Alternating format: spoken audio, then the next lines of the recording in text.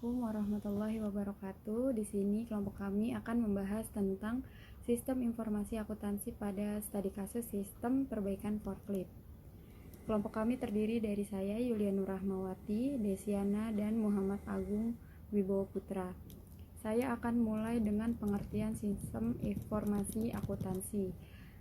Sistem informasi akuntansi adalah salah satu jenis sistem informasi yang diperoleh oleh perusahaan dalam menangani kegiatan operasionalnya sehari-hari untuk menghasilkan informasi-informasi akuntansi serta informasi lain mengenai proses bisnis perusahaan yang diperlukan oleh manajemen dan pihak-pihak terkait lainnya sehubungan dengan pengambilan keputusan dan kebijakan lainnya. Pembahasan umum. Melihat makin pesatnya perkembangan teknologi, sampai saat ini kebutuhan alat transportasi semakin meningkat untuk mengangkat dan mengangkut barang-barang yang dibutuhkan manusia demi kelancaran proses kerja dalam departemen atau industri. Hal ini dapat dilihat sejak bahan diterima di tempat penerimaan sampai ditempatkan ke tempat penyimpanan bahan.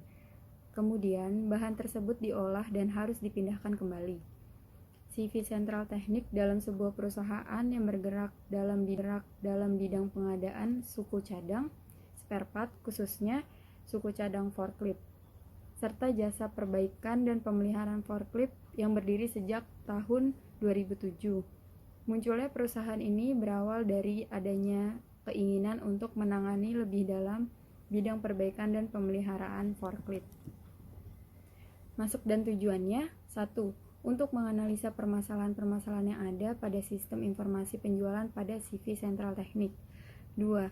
Dapat memberikan manfaat dan pengetahuan bagi mahasiswa pada khususnya dan kalangan masyarakat pada umumnya tentang sistem penjualan pada CV sentral teknik. 3. Untuk menerangkan secara jelas mengenai prosedur-prosedur yang ada dalam sistem penjualan pada CV sentral teknik. 4. Membantu petugas administrasi barang dan penjualan pada CV sentral teknik. Diharapkan proses pencatatan dan pengelolaan data lebih cepat dan waktu yang dibutuhkan lebih efisien. Untuk selanjutnya akan diteruskan oleh Desiana. Terima kasih. Assalamualaikum warahmatullahi wabarakatuh. Saya Desiana dengan NIM 111900439. Saya akan melanjutkan presentasi teman saya yang sebelumnya. Di sini saya akan menjelaskan dalam tinjauan perusahaan berisi yaitu 1. Sejarah perusahaan, 2. Struktur organisasi perusahaan. Sejarah perusahaan. CV Sentral Teknik adalah sebuah perusahaan yang bergerak dalam bidang pengadaan suku cadang spare part, khususnya suku cadang forklift, serta jasa perbaikan dan pemeliharaan forklift yang berdiri sejak tahun 2007 dan didirikan oleh Bapak O. Supriyatna. Munculnya perusahaan ini berawal dari adanya keinginan untuk menangani lebih dalam di bidang perbaikan dan pemeliharaan forklift.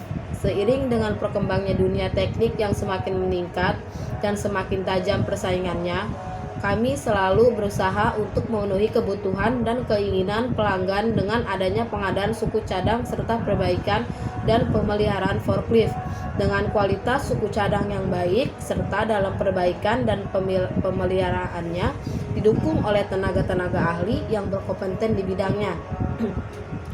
CV Sentral Teknik adalah suatu badan usaha yang didirikan berdasarkan hukum dan undang-undang negara Republik Indonesia yang berkedudukan hukum di Bekasi Selatan. Struktur organisasi. Di sini struktur organisasi paling atas diduduki oleh direktur, lalu ada service manager dibawahi dengan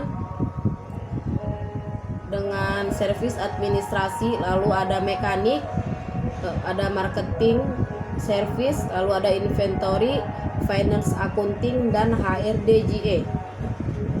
Proses bisnis sistem berjalan. CV Sentral Teknik, prosedur penerimaan pemesanan jasa yang diterapkan oleh pihak perusahaan sudah berjalan dengan baik dan sesuai dengan ketentuan-ketentuan yang berlaku. Prosedur penerimaan pemesanan jasa servis oleh CV Sentral Teknik sebagai berikut. 1. Komponen atau perusahaan yang ingin memakai jasa servis menghubungi pihak CV Sentral Teknik dan menginfokan alamat dan konsumen atau perusahaan.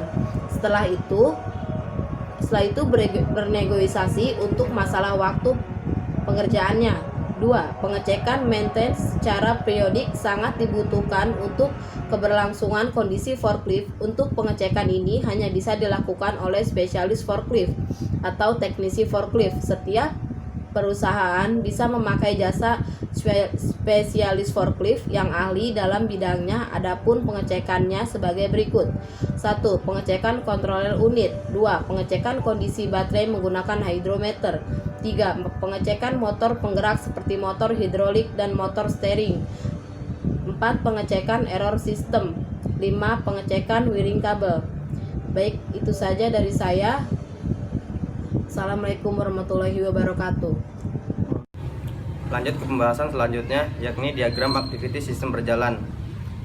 Keterangan DG sebagai desain gambar, PH penawaran harga, PO purchase order, SJ surat jalan, LP laporan penjualan, INV invoice, dan STTI yakni surat tanda terima invoice. Diagramnya seperti digambar, yakni ada marketing, customer, mekanik, manajer, dan akunting. Lanjut ke diagram ERD. Tabel customer ada nomor telepon, nama perusahaan, alamat, ID customer. Lalu melakukan transaksi sebagai ID transaksi, ID layanan, total harga, ID customer. Lanjut memproses, ada petugas yakni ID petugas, nama petugas, dan jabatan. Di bawah petugas ada membuat, lanjut ke laporan yakni laporan penjualan, invoice, lalu memberikan langsung ke manajer. Dan di customer sendiri urutannya yakni memilih layanan seperti service. Dalam service ada ID layanan, nama layanan, waktu. Lalu melakukan mekanik, ID, nama mekanik. Memasarkan ada marketing yakni ID marketing, nama marketing. Dan pengadaan spare part ada quantity, ID layanan, dan nama spare part. Lanjut ke diagram LRS. Diagram LRS, dalam diagram LRS ada diagram customer. Yang pertama nama pelanggan customer, alamat, ID customer, dan nomor telepon. Lalu lanjut ke layanan. Dalam layanan terbagi menjadi 3. Yang pertama layanan service. Di layanan service ada ID layanan, nama layanan, waktu, dan ID mekanik. Dan di spare part ada ID layanan, nama layanan, dan quantity. Di tabel service ada mekanik. Yang pertama ID mekanik, lalu nama mekanik. Lanjut ke yang kedua transaksi, ID transaksi, total harga, tanggal transaksi, ID customer, ID layanan, dan ID mekanik. Di manajer ada manajer, nama manajer, laporan penjualan. Lalu dari manajer lanjut ke laporan yakni laporan penjualan, lalu invoice, lalu petugas, ID petugas, nama petugas, dan jabatannya. Lanjut spesifikasi sistem berjalan. Spesifikasi bentuk dokumen masukan. Dokumen masukan adalah sebuah bentuk dokumen masukan ke sebuah sistem perusahaan yang berasal dari lingkungan perusahaan tersebut, baik dari dalam maupun dari luar, yang berupa dokumen-dokumen yang akan dikelola dalam suatu proses agar dapat menghasilkan keluaran yang sesuai dengan yang diinginkan. Adapun dokumen-dokumen CV Sentral Teknik yakni sebagai berikut.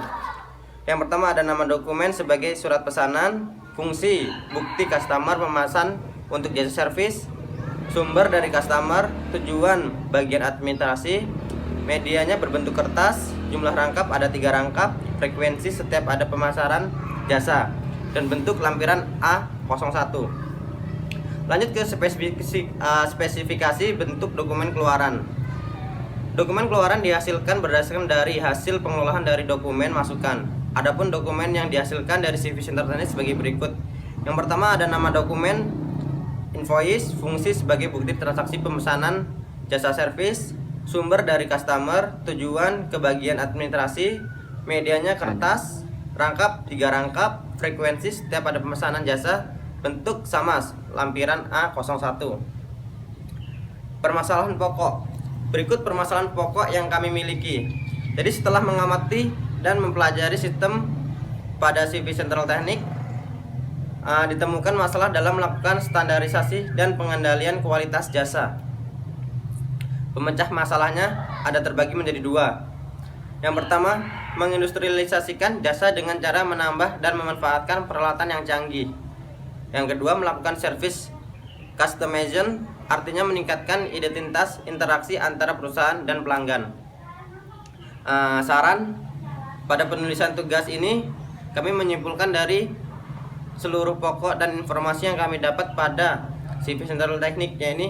Yang pertama, sebagai perusahaan merencanakan anggota, anggaran, dan prosedur untuk mengimplementasikan alternatif strategi agar program dapat berjalan secara normal. Yang kedua, perusahaan harus melakukan evaluasi pelaksanaan program secara berkala untuk mengetahui seberapa besar pencapaian yang diperoleh perusahaan serta untuk memperbaiki hal-hal yang kurang dalam pelaksanaan program. Mungkin sekian presentasi dari kami. Jika ada penulisan kata-kata, kami mohon maaf sebesar-besarnya. Jangan lupa untuk like, komen, dan subscribe. Oke.